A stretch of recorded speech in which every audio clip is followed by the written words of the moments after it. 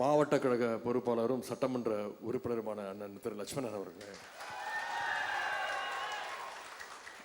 மாவட்ட பொறுப்புக்குழு உறுப்பினர்கள் அண்ணன் ஜனகராஜ் அவர்களே, அண்ணன் கண்ணப்பன் அவர்களே, அண்ணன் மாரிமுத்து அவர்களே, சகோதரி பிரேமா அவர்களே, சகோதரர் தயா இளந்தரையன் அவர்களே, மாநில ஆதி திராவிடர் நலக்குழு இணை செயலாளர் அண்ணன் புஷ்பராஜ் அவர்களே, தொகுதி பார்வையாளர் அண்ணன் துரைக்கி சரவணன் அவர்களே, கழக இளைஞரணியினுடைய மாநில துணை செயலாளர் சகோதரர் அப்துல் மாலிக் அவர்களே, ஒன்றிய கழக செயலாளர்கள் அண்ணன் தெய்வசிகாமணி அவர்களே, அண்ணன் முருகவேல் அவர்களே, அண்ணன் சந்திரன் அவர்களே, அண்ணன் விஜி பிரபாகரன் அவர்களே, சகோதரர் KNP ராஜா அவர்களே, நகர கழக செயலாளர்கள் அண்ணன் சக்கரை அவர்களே, சகோதரர் வெற்றிவேல் அவர்களே, பேரூர் கழக செயலாளர் அண்ணன் ஜீவா அவர்களே, பொதுக்குழு உறுப்பினர் அண்ணன் பஞ்சநாதன் அவர்களே, அண்ணன் சம்பத் அவர்களே, மாவட்ட இளைஞரணி அமைப்பாளர் சகோதரர் தினகரன் அவர்களே, கழக அணிகளுடைய மாவட்ட அமைப்பாளர்கள் சகோதரர் வினோத் அவர்களே, அண்ணன் கபாலீஸ்வரன் அவர்களே, அண்ணன் வெங்கடேசன் அவர்களே, அக்கா செல்வி அவர்களே, அண்ணன் விஸ்வநாதன் அவர்களே, அண்ணன் தவமணி அவர்களே, சகோதரர் புகழ் செல்வகுமார் அவர்களே, சகோதரர் பிரேம் அவர்களே, மாவட்ட இளைஞரணி துணை அமைப்பாளர்கள் சகோதரர் ராஜவேல் அவர்களே, சகோதரர் கலைவாணன் அவர்களே, சகோதரர் ACK பிரேம் அவர்களே, சகோதரர் தேவேந்திரன் அவர்களே, சகோதரர் வை வீராசாமி அவர்களே, ஒன்றிய குழு தலைவர்கள் அண்ணன் சச்சிதானந்தம், அண்ணன் RS வாசன், நகர்மன்ற தலைவர் சகோதரி தமிழ்ச்செல்வி, பேரூராட்சி தலைவர் சகோதரி மீனாட்சி, மாவட்ட ஊராட்சி குழு உறுப்பினர்கள், நகர்மன்ற உறுப்பினர்கள் உள்ளிட்ட வந்திருக்கக்கூடிய அனைத்து உள்ளாட்சி அமைப்புகளுடைய பிரதிநிதிகளே, அனைத்து கிளை கழக செயலாளர்களே, வார்டு செயலாளர்களே, பாக முகவர்களே, கழகத்துடைய மூத்த முன்னோடிகளே, முத்தமிழங்கி டாக்டர் கலைஞருடைய உயிரினும் மேலான அன்பு உடன்பிறப்புகளே, அத்தனை பேருக்கும் முதல்ல என்னுடைய வணக்கத்தை தெரிவித்துக் கொள்கின்றேன். இன்றைக்கு விழுப்புரம் சட்டமன்ற தொகுதிக்கு உட்பட்ட கழக நிர்வாகிகள் மற்றும் அணி நிர்வாகிகள் மற்றும் பூத் கமிட்டி உறுப்பினர்களை எல்லாம் சந்திக்கின்ற இந்த வாய்ப்பை பெற்றிருக்கிறேன். அதற்கு முதல்ல என்னுடைய மகிழ்ச்சியையும் வாழ்த்துக்களையும் உங்களுக்கு நான் தெரிவித்துக் கொள்கின்றேன். நேற்று மாலை செஞ்சி சட்டமன்ற தொகுதிக்கான ஆலோசனை கூட்டத்தை முடித்துவிட்டு நேற்று மாலை ஒரு 6 மணி அளவில் 7 மணி அளவில் விழுப்புரம் மாவட்டத்திற்குள்ளே நுழைந்தேன். கிட்டத்தட்ட மாவட்ட எல்லையிலிருந்து நான் தங்குகின்ற அந்த இடத்துக்கு வரும்பொழுது 3 மணி நேரம் ஆகிறது. 10 மணி அளவில் தான் போய் சேர்ந்தேன். அந்த அளவுக்கு வழியெங்கும் எழுச்சியான மகிழ்ச்சியான அன்பான வரவேற்பை அளித்த அதையெல்லாம் ஒருங்கிணைத்திருக்கக்கூடிய கழகத்துடைய துணை பொதுச் செயலாளர் அண்ணன் பொன்முடி அண்ணன் அவர்களுக்கும், உங்களுடைய மாவட்ட பொறுப்பாளர் சட்டமன்ற உறுப்பினர் டாக்டர் லட்சுமணன் அவர்களுக்கும் என்னுடைய நன்றியை முதல்ல நான் தெரிவித்துக் கொள்கின்றேன். தொடர்ந்து 3 நாள் கூட்டங்கள், 3 நாள் பயணம், தொடர் பயணம். நேற்று முன்தினம் விருதுநகரில் ஆரம்பித்து அதன் பிறகு திருவண்ணாமலை வந்து, திருவண்ணாமலையிலேருந்து செஞ்சி வந்து, செஞ்சியிலேருந்து நேற்று இங்கே வந்து இன்னைக்கு முழுக்க விழுப்புரத்தில் பல்வேறு நிகழ்ச்சிகள். இன்று காலை கூட ஒரு அரசு நிகழ்ச்சி முடித்து விட்டு தான் இங்கே வந்திருக்கின்றேன். தொடர்ந்து எந்த மாவட்டத்திற்கு சென்றாலும் அங்கே இருக்கக்கூடிய ஒரு சட்டமன்ற தொகுதியாக ஒரு சட்டமன்ற தொகுதிக்கும் போய் அங்கே இருக்கக்கூடிய கழக நிர்வாகிகளை சந்திக்கின்ற தலைவருடைய உத்தரவுக்கு இணங்க அந்த நிகழ்ச்சியை நடத்தி கொண்டிருக்கிறோம். அதில் இன்னைக்கு 15வது தொகுதியாக இன்றைக்கு இந்த விழுப்புரம் சட்டமன்ற தொகுதிக்கு நான் வருகை தந்திருக்கின்றேன். இந்த விழுப்புரம் மாவட்டம் நம்முடைய டாக்டர் கலைஞர் அவர்களுக்கும் இருக்கட்டும், நம்முடைய கழக தலைவர் அவர்களாகட்டும், அவங்களுடைய மனசுக்கு மிக மிக நெருக்கமான மாவட்டம்னா இந்த விழுப்புரம் மாவட்டம் தான். சொல்லப்போனால் 1940களில் கலைஞர் அவர்கள் இந்த விழுப்புரத்தில் கிட்டத்தட்ட 1 மாதம் தங்கி தன்னுடைய கொள்கை விளக்க நாடகங்களை நடத்தின மாவட்டம் இந்த விழுப்புரம் மாவட்டம். அதை விட இன்னொரு பெருமை, 2003 நம்முடைய கழக தலைவர் அவர்கள் இளைஞரணியினுடைய செயலராக இருந்தப்போ இந்த விழுப்புரத்தில் நடந்த மண்டல மாநாட்டில் தான் முதன் முறையாக தலைமை ஏற்று அந்த மாநாட்டை நடத்தினாங்க. அந்த மாநாட்டை சிறப்பாக வெற்றிகரமாக நடத்தி காட்டியவர் தான் அண்ணன் பொன்முடி அவர்கள் இங்கே இருந்திருக்கிறாங்க. மாவட்ட செயலராக இருந்தார். இன்னும் எனக்கு இன்னொரு பெருமை என்னென்னா, நான் அரசியலுக்கே இப்போ வரல. படிச்சுக்கிட்டு இருந்தேன், கல்லூரியில் படிச்சுட்டு இருந்தேன். அப்போ முதல் என்னை கூட்டிகிட்டு இங்கே தலைவர் பேரில் இருக்கக்கூடிய ஒரு மன்றத்தில் கிட்டத்தட்ட 25 ஆண்டுகளுக்கு முன்பு என்னை வைத்து, நான் இப்போ விளையாட்டுத்துறை அமைச்சராக வந்திருக்கிறேன், அது தெரிஞ்சோ தெரியாமலோ அப்போவே என்னை கூட்டிகிட்டு ஒரு மிகப்பெரிய விளையாட்டு நிகழ்ச்சியை இதே விழுப்புரம் மாவட்டத்தில் தான் நம்முடைய அண்ணன் பொன்முடி அவர்கள் நடத்தினாங்க. இப்படி பெருமைக்குரிய இந்த விழுப்புரம் மாவட்டத்தில் உங்களை எல்லாம் சந்திக்கின்ற வாய்ப்பை பெற்றிருக்கிறேன். ஒரு குறுகிய கால அறிவிப்பு தான், 4 நாட்களுக்கு முன்பு தான் இந்த அறிவிப்பு வெளியாச்சு. அதுக்கு முன்பு சந்தேகம் இருந்தது, நடத்துவோமோ வேணாமா அப்படின்னு. ஏன்னா எங்கே பார்த்தாலும் மழை பெஞ்சிட்டு இருந்துச்சு. சென்னையில் மிகப்பெரிய மழை, தமிழ்நாட்டுடைய பல மாவட்டங்களில் மழை, இங்கே விழுப்புரம் மாவட்டத்துலேயும் தொடர்ந்து மழை பெஞ்சிட்டு இருந்துச்சு. இருந்தாலும் இன்றைக்கி இந்த குறுகிய கால அறிவிப்பில் இவ்வளவு சிறப்பாக எழுச்சியோடு இந்த நிகழ்ச்சியை நடத்திருக்கக்கூடிய மாவட்ட கழகத்திற்குரிய பொறுப்பாளர் லட்சுமணன் அவர்களுக்கும் மாவட்ட கழக நிர்வாகிகளுக்கும் முதல்ல என்னுடைய நன்றியையும் பாராட்டுகளையும் நான் தெரிவித்துக் கொள்கின்றேன். கழக தலைவர் அவருடைய பெருமையை பற்றி பேசும்பொழுது நாம் அத்தனை பேரும் சொல்லுவோம். கழகம் சில தேர்தலில் தோற்றிருக்கலாம், வெற்றி வாய்ப்பை இழந்திருக்கலாம், ஜெயிச்சிருக்கலாம். ஆனால் எந்த நிலைமையிலும் தான் நின்ற தேர்தல் அனைத்திலையும் வென்ற ஒரே தலைவர், உலகத்திலேயே ஒரே தலைவர் நம்முடைய கழக தலைவர் டாக்டர் கலைஞர் அவர்கள் தான். டாக்டர் கலைஞர் அவர்கள் தான் என்ற பெருமையும் நம்முடைய கலைஞருக்கு தான் உண்டு. அதே நம்முடைய தலைவர் பற்றி பேசும்போது நம்ம சொல்லுவோம், தான் தலைவராக பொறுப்பேற்ற பின்பு தாம் சந்தித்த அத்தனை தேர்தலையும், கழகம் சந்தித்த அத்தனை தேர்தலையும் கழகத்திற்கு வெற்றி வாய்ப்பை ஏற்படுத்தி கொடுத்த ஒரே தலைவர் நம்முடைய தலைவர் என்ற பெருமை நமக்கு உண்டு. அந்த வெற்றி வாய்ப்புக்கெல்லாம் காரணம் இங்கே வந்திருக்கக்கூடிய கழக உடன்பிறப்புகள் நீங்கள் தான் அப்படின்னு சொன்னால் அது மிகையாகாது. நீங்கள் இல்லாமல் திராவிட முன்னேற்ற கழகம் கிடையாது, நீங்கள் இல்லாமல் கலைஞர் கிடையாது, நீங்கள் இல்லாமல் நம்முடைய கழக தலைவர் கிடையாது, நீங்கள் இல்லாமல் இந்த திராவிட மாடல் ஆட்சி கிடையாது. இன்றைக்கி நம்முடைய திராவிட முன்னேற்ற கழகம் பவள விழாவை கொண்டாடி இருக்கோம். இளைஞரணியின் சார்பாக பல்வேறு நிகழ்ச்சிகள் நடத்தியிருக்கிறோம். மாவட்ட கழகத்தின் சார்பாக, தலைமை கழகத்தின் சார்பாக ஒரு வருடம் மிகப்பெரிய நிகழ்ச்சிகள் நடத்தணும், முப்பெரும் விழாவை நடத்தணும். இளைஞரணியின் சார்பாக திமுக 75ன்னு அறிவு திருவிழாவை நடத்தணும்.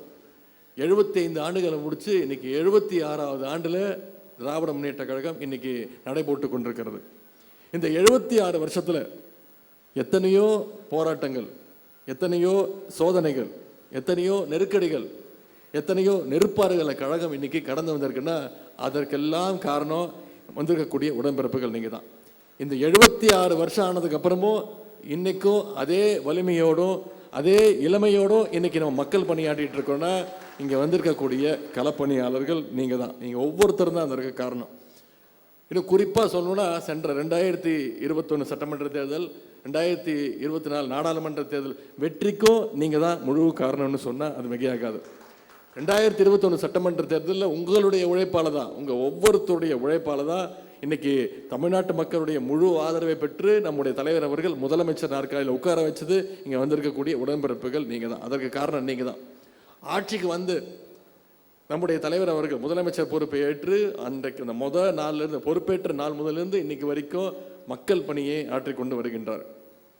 முதல் நாள் முதலமைச்சராகி 5 கையெழுத்து போட்டார். அதில் முதல் கையெழுத்து தேர்தல் அறிக்கையில் தேர்தல் வாக்குறுதி, நம்ம சொன்ன வாக்குறுதி மகளிருக்கு விடியல் பயண திட்டம், கட்டணமில்லா பேருந்து திட்டத்தை முதல் கையெழுத்தாக நம்முடைய தலைவர் அவர்கள் போட்டாங்க. இன்னைக்கு அந்த விடியல் பயண திட்டத்தின் மூலம் எத்தனை மகளிர் பயன்பெற்றிருக்காங்க தெரியுமா? எத்தனை முறை பயனடைஞ்சிருக்காங்க தெரியுமா? 850 கோடி ட்ரிப்ஸ் அடிச்சிருக்காங்க. 850 கோடி பயணங்களை மகளிர் மேற்கொண்டிருக்கிறாங்கன்னா அதுதான் அந்த திட்டத்துடைய வெற்றி. இன்னும் குறிப்பிட்டு சொல்லலாம், இந்த விழுப்புரம் மாவட்டத்தில் மட்டும் 13 கோடி பயணங்களை மகளிர் மேற்கொண்டிருக்கிறாங்க. ஒரு ஆய்வறிக்கையில் சொல்கிறாங்க, இந்த மகளிர் விடியல் பயண திட்டத்தின் மூலமாக ஒவ்வொரு மகளிரும் இந்த திட்டத்தின் மூலம் மாதம் 1000 ரூபா வரைக்கும் சேமிக்கிறாங்க அப்படின்னு. அதே மாதிரி முதலமைச்சருடைய காலை உணவு திட்டம், மகளிர் விடியல் பயண திட்டம் தேர்தல் அறிக்கையில் சொன்ன வாக்குறுதி. முதலமைச்சர் காலை உணவு திட்டம் தேர்தல் அறிக்கையில் சொல்லலை. முதலமைச்சர் அவர்கள் ஒரு ஆய்வுக்காக ஒரு பள்ளிக்கூடத்துக்கு போகிறார், ஒரு அரசு பள்ளிக்கு போகிறார். அங்கே ஒரு குழந்தை சோர்வாக உட்காந்துருக்கிறான். அந்த பையனை கூப்பிட்டு கேட்குறாரு, ஏன்பா சோகமாக உட்காந்துருக்கேன், ஏன் சோர்வாக உட்காந்துருக்கேன், என்ன ஆச்சு அப்படின்னு. அந்த பையன் இங்கே சொல்கிறான், ஐயா நான் காலையிலேருந்து சாப்பிடல, பசியாக இருக்குது அப்படின்னு. முன்னெல்லாம் வேலைக்கு போகிற பெற்றோர்கள் காலைல எழுந்திரிச்சு குழந்தைக்கு சமைக்கிறதுக்கு நேரம் இருக்காது, பள்ளிக்கூடத்துக்கு அனுப்பிச்சிடுவாங்க. எப்படி மதிய சத்துணவு போடுவாங்க, அங்கே சாப்பாடு கொடுப்பாங்க, சமாளிச்சுக்கோ அப்படின்னு அனுப்பிச்சிடுவாங்க. ஆனால் அமுச்சிட்டு அதே ஞாபகமாக இருப்பாங்க. காலைல பையன் வெறும் வயிற்றுல போனானே, சாப்பிட்டானா, படித்தானா, தூங்கிட்டானா, பசி மயக்கத்தில் இருந்திருப்பானேன்னு. நம்முடைய முதலமைச்சர் அன்னைக்கு ஒரு உத்தரவு போட்டார். இனிமே 1ஆம் வகுப்புலேருந்து 5ஆம் வகுப்பு வரை அனைத்து அரசு பள்ளிகளையும் குழந்தைங்க காலையில் வந்தாங்கன்னா அவங்களுக்கு முதல்ல தரமான காலை உணவு, அதன் பிறகு தரமான கல்வி. இன்னைக்கு வேலைக்கு போகிற பெற்றோர்கள், அனைத்து பெற்றோர்களும் தாய்மார்களும் வாழ்த்தி மகிழ்ச்சியோடு அனுப்புகிறாங்க குழந்தைய. என் குழந்தைய பார்த்துக்கிறதுக்கு நம்முடைய முதலமைச்சர் இருக்கிறாரு, நம்முடைய திராவிட மாடல் அரசு இருக்குன்னு வாழ்த்தி அனுப்புகிறாங்க. ஒவ்வொரு நாளும் திங்கட்கிழமையிலேருந்து வெள்ளிக்கிழமை வரைக்கும் 22 லட்சம் குழந்தைங்க இந்த முதலமைச்சர் காலை உணவு திட்டத்தின் மூலம் பயன்படுறாங்க. சமீபத்தில் இந்த திட்டத்தை முதலமைச்சர் அவர்கள் விரிவாக்கம் பண்ணார், எக்ஸ்பேண்ட் பண்ணார். அரசு உதவி பெறுகின்ற பள்ளிகள், கவர்மெண்ட் எய்டட் காலேஜஸுக்கும் விரிவாக்கம் செய்கிறேன்னு பண்ணார். அப்போது பஞ்சாப் மாநிலத்துடைய முதலமைச்சர், அவர் பேர் பகவான் சிங், அவர் சென்னைக்கு வந்திருந்தார். அந்த நிகழ்ச்சிக்கு வந்து அங்கே இருக்கக்கூடிய பள்ளி மாணவர்களாக சந்தித்து இந்த திட்டத்தை பற்றி கேட்டு, அரசு அதிகாரிகள்கிட்ட அந்த திட்டத்தை பற்றி கேட்டு பாராட்டி பேசும்போது சொன்னார், இது மிக மிக சிறந்த திட்டம், கல்விக்கு இவ்வளோ முக்கியத்துவம் கொடுக்குறீங்க, குழந்தைங்க பள்ளிக்கூடத்துக்கு வரணும்னு இவ்வளோ முக்கியத்துவம் கொடுக்குறீங்க, முதலமைச்சர் காலை உணவு திட்டம். ஒவ்வொரு நாளும் எத்தனை குழந்தைங்க, 22 லட்சம் குழந்தைங்க பயன்பெறாங்க. இனிமே அடுத்த வருஷத்துலேருந்து பஞ்சாப் மாநிலத்திலையும் இந்த திட்டத்தை, இதே திட்டத்தை நான் விரிவு செய்ய போகிறேன் அப்படின்னு சொன்னது யாரு? பஞ்சாப் மாநில முதலமைச்சர் பகவான் சிங். அவர் ஒன்றும் நம்முடைய கூட்டணி கட்சி கிடையாது, ஆம் ஆத்மி இயக்கத்தை சேர்ந்தவர். இப்படி அவர் வந்து பாராட்டிட்டு போகிறார். சரி, குழந்தைங்க பள்ளிக்கூடத்துக்கு வர வச்சிட்டோம். பள்ளிக்கூடத்தில் வந்து படித்தா போதுமா? பத்தாது. அவங்க உயர்கல்வி படிக்கணும், ஸ்கூலுக்கு போனால் பத்தாது, காலேஜுக்கு போகணும் அப்படின்னு நம்முடைய தலைவர் கொண்டு வந்த திட்டம் தான் புதுமை பெண் திட்டம், தமிழ் புதல்வன் திட்டம்.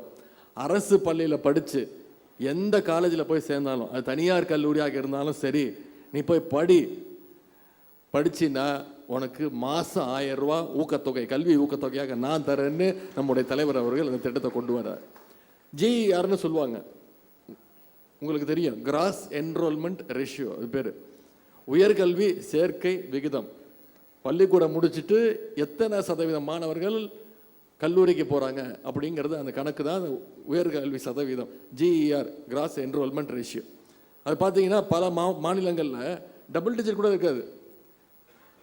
அதிகம் போனால் கேரளா மாநிலம் 10லேருந்து 20% வரும். ஆனால் இன்றைக்கி இந்தியாவிலேயே நம்முடைய தமிழ்நாடு தான் ஜிஇஆரில் 45% பெற்று இன்றைக்கி இந்தியாவிலேயே முதல் மாநிலமாக நம்முடைய தமிழ்நாடு விளங்கி கொண்டிருக்கிறது. இன்றைக்கி இந்த தமிழ் புதல்வன் புதுமை பெண் திட்டத்தின் மூலமாக கிட்டத்தட்ட 8 லட்சம் மாணவ மாணவிகள் மாதம் 1000 ரூபாய் கல்வி ஊக்கத்தொகை பெற்றுட்டு இருக்காங்க. இந்த திட்டத்தை விரிவாக்கம் பண்ணுறதுக்கு சமீபத்தில் ஒரு நிகழ்ச்சி நடத்தினார் தலைவர் அவர்கள். அதுக்கு தெலுங்கானா மாநிலத்துடைய முதலமைச்சர் வந்திருந்தார், திரு ரேவந்த் ரெட்டி அவர்கள். அவர் வந்து பாராட்டிட்டு இந்த திட்டத்தை பற்றி முதலமைச்சர் கேட்டுட்டு அவர் சொல்லிட்டு போனார், நிச்சயம் இது எல்லா மாநிலத்திலையும் விரிவடை செய்ய வேண்டும்.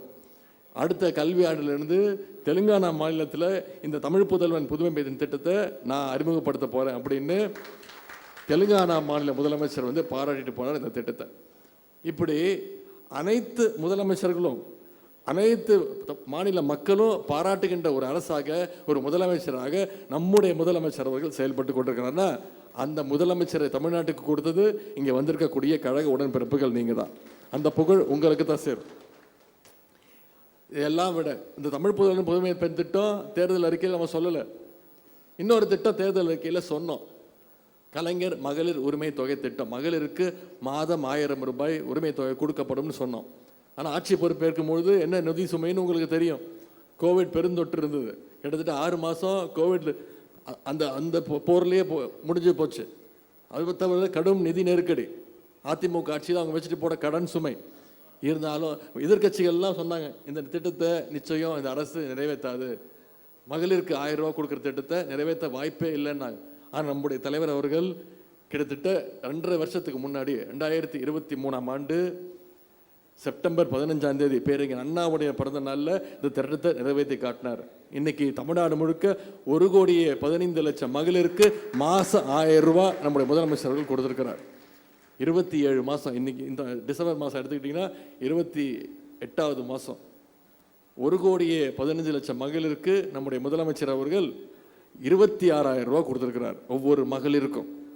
அதில் சில குறைகள் இருந்துச்சு, சில கம்ப்ளைண்ட் இருந்துச்சு, எங்கள் பேர் விட்டு போச்சு அப்படின்னு. உடனே முதலமைச்சர் அவர்கள் அதற்கு ஒரு திட்டம் கொடுத்தார். முதலமைச்சர் முகாம்கள் நடத்தினார். அந்த முகாமில் பார்த்தீங்கன்னா இந்த உரிமை தொகையை கேட்டு தான் கிட்டத்தட்ட 30 லட்சம் மனுக்கள் வந்தது. நான் சட்டமன்றத்தில் அறிவித்தேன். முதலமைச்சர் சொன்னார், விடுபட்டு போனவர்களுக்கும் நிச்சயம் கொடுக்கப்படும் இனிமே அப்படின்னாரு. வருகின்ற டிசம்பர் 12ஆம் தேதியிலிருந்து அந்த விடுபட்டு போன மகளிருக்கு மாதம் 1000 ரூபாய். ஏற்கனவே 1,15,00,000 பேர் கொடுத்துட்டு இருந்தோம். இன்னைக்கு கூடுதலான மகளிரும் அந்த கலைஞர் மகளிர் உரிமை தொகையை வாங்க இருக்கிறாங்க.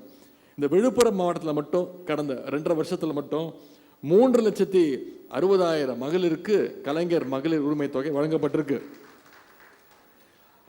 குறிப்பாக இந்த விழுப்புரம் தொகுதியை மட்டும் எடுத்துக்கிட்டிங்கன்னா 8,60,00,000 ரூபாய் செலவில் எல்லி சத்திரம் அணைக்கட்டை கட்டியிருக்கிறது நம்முடைய திராவிட முன்னேற்ற கழக அரசு, நம்முடைய முதலமைச்சர் அவர்கள். விழுப்புரம் அரசு மருத்துவமனைக்கு 4 கோடி ரூபாய் மதிப்பீட்டில் கூடுதல் கட்டிடங்களை கட்டி கொடுத்துருக்குறோம். விழுப்புரம் புதிய பேருந்து நிலையத்தில் 3.5 கோடி ரூபாய் மதிப்பீட்டில் மழைநீர் அமைக்கும் பணி, வடிகால் அமைக்கின்ற பணி செஞ்சு கொடுத்துருக்குறோம். கோலியனூர் ஒன்றியம் பில்லூரில் சுமார் 8.5 கோடி ரூபாய் மதிப்பீட்டில் புதிய உயர்மட்ட பாலம் கட்டி கொடுத்துருக்குறோம். 21 சமூக நீதி போராளிகளுக்கு மணிமண்டபத்தை கட்டி கொடுத்தது நம்முடைய திராவிட முன்னேற்ற கழக அரசு. அதே போல் ஐயா கோவிந்தசாமி அவர்களுக்கு திருவுருவ சிலையை நம்முடைய அரசு தான் கட்டி கொடுத்து திறந்து வச்சிருக்கு. விழுப்புரம் அறிஞர் அண்ணா அரசு கல்லூரி, எம்ஜிஆர் அரசு மகளிர் கல்லூரி ஆகியவற்றில் கூடுதல் கட்டிடங்களையும் நம்முடைய அரசு கட்டி கொடுத்துருக்கு. இது போன்ற பல வளர்ச்சி திட்டங்களை இன்னைக்கு விழுப்புரம் தொகுதியில் நம்முடைய ஆட்சியில் நம்முடைய முதலமைச்சர் அவர்கள் செஞ்சு கொடுத்துருக்கிறார். இது மாதிரியான பல்வேறு முற்போக்கான திட்டங்களால் தான் இன்னைக்கு இந்தியாவிலேயே சிறந்த மாநிலமாக, நம்பர் 1 மாநிலமாக நம்முடைய தமிழ்நாடு இன்றைக்கு விளங்கி கொண்டிருக்கிறது. அதுக்கு ஒரு சிறந்த உதாரணம், இதுவரைக்கும் தமிழ்நாட்டு வரலாற்றிலேயே இல்லாத அளவுக்கு 11.19% வளர்ச்சியோடு, அதாவது டபுள் டிஜிட் இரட்டை இலக்க வளர்ச்சியை நம்முடைய தமிழ்நாடு மாநிலம் இன்னைக்கு அடைஞ்சிருக்கு. இதையெல்லாம், இந்த வளர்ச்சியெல்லாம் பொறுத்துக்க முடியாத ஒன்றிய பாஜக அரசு, அதற்கு அடிமையான அதிமுகவும் இன்னைக்கு பல்வேறு வகையில் நம்முடைய அரசுக்கு ஏதாவது ஒரு நெருக்கடியை கொடுத்துடலாமா அப்படின்னு பல்வேறு வழிகளில் முயற்சி செஞ்சுட்டு இருக்கிறாங்க. நிதி உரிமையை பறிக்கிறாங்க, மொழி உரிமையை பறிக்கிறாங்க, கல்வி உரிமையை எப்படியாவது பறிக்கணும்னு முயற்சி பண்ணுறாங்க. புதிய கல்விக் கொள்கைன்னு ஒன்று கொண்டு வந்தாங்க, உங்களுக்கு ஞாபகம் இருக்கும். இந்த புதிய நியூ எஜுகேஷன் பாலிசி, புதிய கல்விக் கொள்கையை ஏற்றுக்கிட்டாதான் தமிழ்நாட்டுக்கு தர வேண்டிய வரி பகிர்வை கொடுப்போன்றாங்க. இது ஒன்றிய அரசு சும்மா கொடுக்குற காசு கிடையாது. தமிழ்நாட்டு மக்கள் ஒன்றிய அரசு கட்டியிருக்கக்கூடிய வரியை பிரித்து கொடுக்குற வேலை தான் ஒன்றிய அரசோட வேலை. 2,500 கோடி கொடுக்க முடியாதுன்னு ஒன்றிய கல்வித்துறை அமைச்சர் திரு தர்மேந்திர பிரதான் ஓப்பனாகவே சொன்னார். மற்ற மாநிலங்கள்லாம் புதிய கல்விக் கொள்கை ஏற்றுக்குச்சு, ஆனால் தமிழ்நாடு மட்டும் ஏற்றுக்க மாட்டேங்குது, ஏன் அப்படின்னார். நம்முடைய தலைவர் தெளிவாக சொன்னார், நீங்கள் புதிய கல்விக் கொள்கை மூலமாக மீண்டும் தமிழ்நாட்டுக்குள்ள குறுக்கு வழியில் ஹிந்தி திணிப்பை கொண்டு வர முயற்சிக்கிறீங்க. புதிய கல்விக் கொள்கை மூலமாக மீண்டும் சமஸ்கிருதத்தை தமிழ்நாட்டுக்குள்ளே நுழைக்க பார்க்குறீங்க. புதிய கல்விக் கொள்கை மூலமாக மீண்டும் நாம் விரட்டி அடித்த குலக்கல்வி திட்டத்தை தமிழ்நாட்டுக்குள்ளே கொண்டு வர பார்க்குறீங்க. 2,500 கோடி தரலனாலும் பரவாயில்ல, நீ 10,000 கோடி கொடுத்தாலும் எந்த காலத்துலையும் நான் தமிழ்நாட்டுக்குள்ளே புதிய கல்விக் கொள்கையை நுழைய விட மாட்டேன்னு சொல்லி இன்னைக்கு சட்ட போராட்டத்தை நடத்திட்டு இருக்கிறது நம்முடைய முதலமைச்சர் அவர்கள். இன்னைக்கு மற்ற மாநில முதலமைச்சர்கள் நம்முடைய முதலமைச்சரை பாராட்டுறாங்க. அவங்களும் இன்னைக்கு புதிய கல்விக் கொள்கையை எதிர்க்க ஆரம்பிச்சிருக்கிறாங்க. இன்னைக்கு ஒன்றிய அரசு ஒரு திட்டத்தை கொண்டு வந்தாலும், என்ன திட்டத்தை கொண்டு வந்தாலும் மற்ற மாநில முதலமைச்சர்கள், மற்ற மாநில மக்கள் பார்க்குறாங்க, தமிழ்நாடு என்ன முடிவு எடுக்குது, தமிழ்நாட்டு முதலமைச்சர் என்ன முடிவு எடுக்கிறாரு, அவர் எடுக்கிற முடிவு கரெக்டாக இருக்கும் அப்படின்னு இன்னைக்கு மற்ற மாநில முதலமைச்சர்கள் பாராட்டுற விதமாக நம்முடைய முதலமைச்சர்கள் செயல்பட்டு இருக்கிறாங்க. அது மட்டுமா, டீலிமிட்டேஷன் கொண்டு வந்தாங்க. அதை முதல்ல எதிர்த்து குரல் கொடுத்தது நம்முடைய தலைவர் அவர்கள் தான். இந்தியாவிலேயே முதல் கட்சியாக எதிர்த்தது திராவிட முன்னேற்ற கழகம். மக்கள் தொகையை கட்டுப்படுத்துறதுனால நம்முடைய நாடாளுமன்ற உறுப்பினர்கள் 39 நாடாளுமன்ற உறுப்பினர்கள் இருக்கிறாங்க. எனவே அதை குறைச்சி நம்முடைய மாநில உரிமையை குறைக்கிறதுக்கான முயற்சியில் ஈடுபட்டாங்க. இன்னைக்கு எஸ்ஐஆர்னு ஒரு திட்டத்தை கொண்டு வந்து இன்னைக்கு ஒன்றிய பாஜக அரசு தேர்தல் ஆணையம் மூலமாக நம்முடைய வாக்குரிமையை பறிக்கிறாங்க. இந்த எஸ்ஐஆர் திட்டத்தின் மூலமாக அவங்களுடைய முழு நோக்கமே பாஜகவுக்கு எதிராக இருக்கக்கூடிய, பாஜகவுக்கு எதிராக வாக்களிக்கக்கூடிய இஸ்லாமிய மக்கள், மகளிர், ஒடுக்கப்பட்ட மக்கள் அவங்களுடைய வாக்குரிமையை எப்படியாவது தடுத்து நிப்பாட்டிடணும், பறிச்சிடணும் அப்படிங்கிறது தான் எஸ்ஐஆருடைய ஒரு நோக்கம். இன்னைக்கு இந்த விழுப்புரம் தொகுதியை பொறுத்த வரைக்கும் எஸ்ஐஆர் பணிகளை நம்முடைய கழக உடன்பிறப்புகள் நீங்கள் மிகச்சிறப்பாக செஞ்சுட்டு வரீங்க. முதல்ல அதுக்கு என்னுடைய பாராட்டுக்கள், வாழ்த்துக்கள். இந்த பணியை நாம் பாதி செஞ்சு முடிச்சிருக்கோம். அது இதுவே நிச்சயம் இந்த விழுப்புரம் சட்டமன்ற தொகுதியில் நம்முடைய வெற்றியை நிச்சயம் உறுதி செய்திடும். எஸ்ஐஆர் பணிகளை சிறப்பாக செஞ்ச உங்களுக்கு முதல்ல என்னுடைய பாராட்டுகள், கழக நிர்வாகிகளுக்கு என்னுடைய வாழ்த்துக்கள். நாம் எஸ்ஐஆரை எழுத்துக்கிட்டு இருக்கிறோம். ஆனால் இன்னைக்கு எடப்பாடி பழனிசாமி அவர்கள் எஸ்ஐஆரை ஆதரிச்சுட்டு இருக்கிறாரு. ஏன்னா எடப்பாடி பழனிசாமி அமித்ஷாவுக்கு எதிராக இன்னைக்கு மூச்சு கூட அவரை கேட்க விட முடியாது. அந்த அளவுக்கு திரு அமித்ஷாவுடைய அடிமையாக, முதுகெலும்பில்லாத ஒரு அடிமையாக திரு எடப்பாடி பழனிசாமி அவர்கள் இன்னைக்கு இருந்துட்டு இருக்கார். இன்னைக்கு பாஜகவோட ஒரு கிளை அமைப்பாக இன்னைக்கு அதிமுக செயல்பட்டு இருக்கு. அதிமுக நான் சொல்லும்பொழுது நீங்க அண்ணா திராவிட முன்னேற்ற கழகம் நினைச்சிடக்கூடாது. இன்னைக்கு அது அமித்ஷா திமுகவாக மாறிட்டு இருக்கு. இன்னைக்கு அதிமுக அது ஒரு இயக்கம் அல்ல, அது ஒரு கட்சி அல்ல, அது வெறும் ஒரு பிரான்ச், பாஜகவோட ஒரு கிளை அமைப்பாக இன்னைக்கு நடந்துகிட்டு இருக்கு. அதிமுகவில் என்ன பிரச்சனைனா, ஏதாவது பிரச்சனைனா தலைமை கழகத்துக்கு போவாங்க. இன்னைக்கு உங்கள் மாவட்டத்திலேயோ உங்கள் தொகுதியில் பிரச்சனைனா ஒன்றிய செயலாளர் பார்ப்பீங்க, நகர செயலாளர் போய் பார்ப்பீங்க. இல்லை பெரிய பிரச்சனைனா சென்னைக்கு போய் அண்ணா அறிவாலயத்தில் அமைப்பு செயலரை பார்த்து கடிதம் கொடுப்பீங்க. இதுதான் மற்ற கட்சியில் இருக்கக்கூடிய எல்லா இயக்கங்கள் இருக்கக்கூடிய ஒரு பழக்கம், நடைமுறை. ஆனால் இன்னைக்கு அதிமுக பார்த்தீங்கன்னா அவங்களுடைய ஹெட் ஆஃபீஸு நாம் நினச்சிட்டு இருக்கோம் சென்னையில் இருக்கக்கூடிய ராயப்பேட்டையில் இருக்குன்னு நம்ம நினச்சிட்டு இருக்கோம். ஆனால் இப்போ உண்மையாகவே அவங்க ஹெட் ஆஃபீஸ் எங்கே இருக்குன்னா டெல்லியில் இருக்கக்கூடிய திரு அமித்ஷாவுடைய வீட்டில் தான் எனக்கு இருக்குது. நேராக ஃப்ளைட்டு பிடிச்சி 4 கார் மாறி போய் அமித்ஷா காலில் போய் விழுந்து பஞ்சாயத்தை முடிச்சுட்டு வராங்க. உலகத்திலேயே ஒரே கரகாட்ட கோஷ்டினா தன்னுடைய கட்சி பிரச்சனைக்கு டெல்லி வரைக்கும் போய் அங்கே பஞ்சாயத்தை கூட்டி அங்கே என்ன முடிவெடுக்கிறாங்களோ அதை இங்கே செயல்படுத்திக்கக்கூடிய ஒரே இயக்கம் இன்னைக்கு அதிமுகன்னு சொன்னால் அது மிகையாகாது. சமீபத்தில் முன்னாள் அமைச்சர் திரு செங்கோட்டையன் அவர்கள் ஆன்மீக பயணம் போகிறேன், ஹரித்துவார் போகிறேன் அப்படின்னு சொல்லிட்டு போய் அமித்ஷா போய் பார்த்துட்டு அவருடைய பர்மிஷன் வாங்கி இன்னைக்கு வேறொரு இயக்கத்தில் போய் சேர்ந்திருக்கிறார். 2 நாட்களுக்கு முன்பு முன்னாள் முதலமைச்சர் திரு ஓ பன்னீர்செல்வம் அவர்கள், முன்னாடியாவது இவங்களாம் திருட்டுத்தனமாக போயிட்டு இருந்தாங்க, இப்போ சொல்லிட்டே போகிறாங்க, ஆமாம் நாங்கள் அமித்ஷாவை தான் பார்க்க போகிறோம் அப்படின்னு சொல்லிட்டு போய் அவர் இன்னைக்கு என்ன முடிவெடுக்க போகிறாருன்னு யாருக்கும் தெரியாது. இன்னும் சொல்லப்போனால் தமிழ்நாட்டுக்கு எதிராக ஒன்றிய பாஜக அரசு என்ன சொன்னாலும் அதற்கு ஆமாசாமி போடுற ஒரே வேலையை இன்னைக்கு அதிமுக செஞ்சிட்டு இருக்கு. எடப்பாடி பழனிசாமி அவர்கள் இன்னைக்கு அதிமுகவில் இருக்காரா, இல்லை பாஜக இருக்காரா, இல்லை ஆர்எஸ்எஸ்காரராகவே மாறிட்டாரான்னு பொதுமக்கள் இன்னைக்கு, தமிழ்நாட்டு மக்கள் இன்னைக்கு பார்த்துக்கிட்டு இருக்கிறாங்க. இன்னைக்கு அண்ணா திராவிட முன்னேற்ற கழகத்தில் அண்ணாவும் இல்லை, திராவிடமும் இல்லை, முன்னேற்றமும் இல்லை. இன்னும் சொல்லப்போனால் இன்னைக்கு அந்த கழகத்தில் யாருமே இல்லை, ஆளே இல்லை. அந்த நிலைமை இன்னைக்கு அதிமுகவுக்கு உருவாகியிருக்கு. ஃபேஸ்புக்கில் பார்த்தீங்கன்னா ஃபேக் ஐடின்னு நிறைய பேர் சுற்றிக்கிட்டு இருப்பாங்க, சும்மா பேர் மட்டும் வச்சுப்பாங்க, உண்மையாக அப்படி ஒரு ஆள் இருக்க மாட்டாங்க. அது மாதிரி இன்னைக்கு தமிழ்நாட்டு அரசியலில் திராவிடம்ன்ற பேரில் இருக்கக்கூடிய ஃபேக் ஐடி தான் அதிமுகன்னு சொன்னால் அது மிகையாகாது. அந்த ஃபேக் ஐடிக்கு உண்மையான அட்மினா யார் இருக்காருன்னு பார்த்தீங்கன்னா திரு அமித்ஷா அவர்கள் தான் இன்னைக்கு இருக்கிறார். அப்படிப்பட்ட ஒரு முழு சங்கியாக திரு எடப்பாடி பழனிசாமி அவர்கள் மாறிட்டார். இன்னைக்கு இனிமே எடப்பாடி பழனிசாமி அவர்கள் டெல்லிக்கு போகும்போது கர்ச்சிஃபால மூட வேண்டிய அவசியம் இருக்காது. இனிமேல் வெளிப்படையாகவே திரு அமித்ஷா அவர்களை போய் பார்க்கலாம், அவங்களுடைய என்ன சொல்கிறாங்களோ அதுக்கு கேட்கலாம். விவசாய நிலத்தை குத்தகைக்கு விட்டு நீங்கள் பார்த்துருப்பீங்க, கேள்விப்பட்டிருப்பீங்க. அதாவது நிலம் ஒருத்தரோடு தான் இருக்கும், ஆனால் விவசாயம் இன்னொருத்தர் பார்த்துக்கிட்டு இருப்பார். அது மாதிரி இன்னைக்கு அதிமுகவை திரு அமித்ஷா அவர்கள் குத்தகை எடுத்து இன்னைக்கு அதிமுக அவரோட கண்ட்ரோலில் இருக்குது. அதனால தான் திரு எடப்பாடி பழனிசாமியோட பேச்சு, அறிக்கையெல்லாம் பார்த்தீங்கன்னா அது அதிமுக ஆஃபீஸ்லேருந்து வந்ததா இல்லை பிஜேபி ஆஃபீஸ்லேருந்து வந்ததான்னு தெரியாத அளவுக்கு இருக்குது. ஆனால் இப்படிப்பட்ட சூழ்ச்சிகள்லாம் தாண்டி தான் இன்றைக்கி கழகம், நம்முடைய தலைவர் அவர்கள் தமிழ்நாட்டு அரசை இன்றைக்கு வழிநடத்தி கொண்டிருக்கிறார். இன்றைக்கி திருப்பரங்குன்றத்தில், மதுரையில் என்ன நடந்துகிட்டு இருக்குன்னு ஒட்டுமொத்த தமிழ்நாட்டு மக்களும் பார்த்துக்கிட்டு இருக்கிறாங்க. நீங்களும் கவனிச்சிருப்பீங்க. தமிழ்நாட்டில் ஏதாவது ஒரு மத கலவரம் பண்ணி சங்கிகள் எப்படியாவது உள்ள நுழைஞ்சிட முடியாதான்னு பல வகைகளில் முயற்சி செஞ்சுட்டு இருக்காங்க. ஆனால் அவங்க எல்லாம் அத்தனை பேருக்கும் நாம் அத்தனை பேரும் தெளிவாக ஒரு பதில் சொல்லி ஆக வேண்டும். சங்கிகளுடைய பருப்பு ஒருபோதும் தமிழ்நாட்டில் வேகவே வேகாது. ஏன்னா இங்கே நடந்து கொண்டிருக்கக்கூடியது அவங்களுடைய அடிமை திரு எடப்பாடி பழனிசாமியுடைய ஆட்சி கிடையாது. இங்கே நடந்து கொண்டிருப்பது முத்துவேல் கருணாநிதி ஸ்டாலின் என்னும் சுயமரியாதை ஆட்சி, திராவிட மாடல் ஆட்சி. நம்முடைய தலைவர் அவர்கள் இன்றைக்கு தமிழ்நாட்டுடைய நம்பிக்கையாக மட்டுமல்ல, ஒட்டுமொத்த இந்தியாவுடைய நம்பிக்கைக்குரிய ஒரு தலைவராக செயல்பட்டு கொண்டிருக்கிறார்.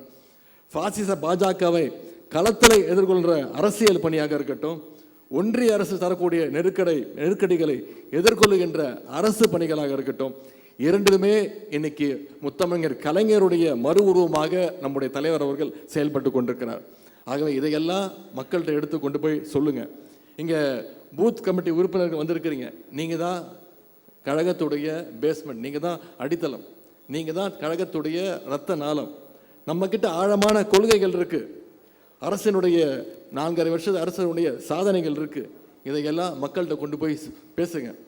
நம்முடைய தலைவர் அவர்கள் அடிக்கடி சொல்வார், இந்த 4.5 வருஷத்தில் தமிழ்நாட்டில் இருக்கக்கூடிய ஒவ்வொரு வீட்லேயும் தமிழ்நாட்டுடைய திராவிட மாடல் அரசுடைய திட்டங்களால் பயன்பெற்ற குறைந்தது ஒருத்தர் ஒரு வீட்டிலையாவது இருப்பார்.